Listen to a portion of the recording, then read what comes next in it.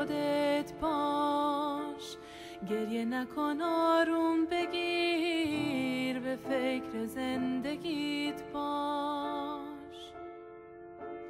قصه میشه اگه بفهمم داری قصه میخوری، شکایت از کسی نکن با اینکه خیلی دلخوری.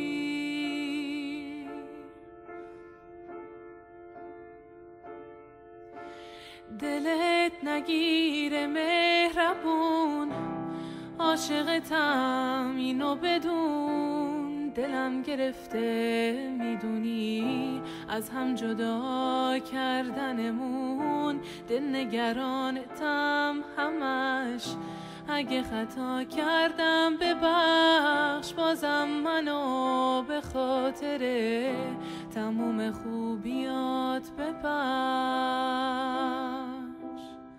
منو ببخش، منو ببخش. اصلا فراموشم کن و فکر کن منو نداشتی، اینجوری خیلی بهتره، فکر کن منو نخواستی.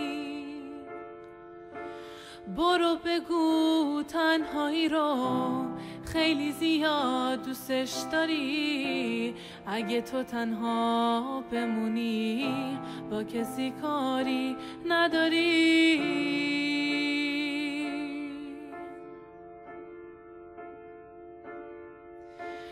دلت نگیره مهربون، عاشقتم اینو بدون، دلم گرفته میدونی از هم جدا کردنمون، دل نگرانتم همش، اگه خطا کردم ببخش، بازم منو به خاطر تموم خوبیات ببخش، منو ببخش،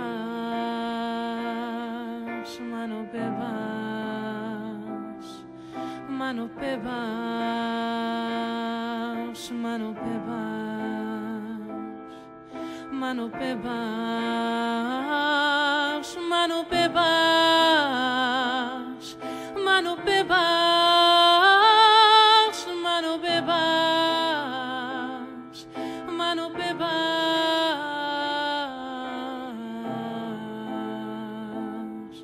منو ببخش،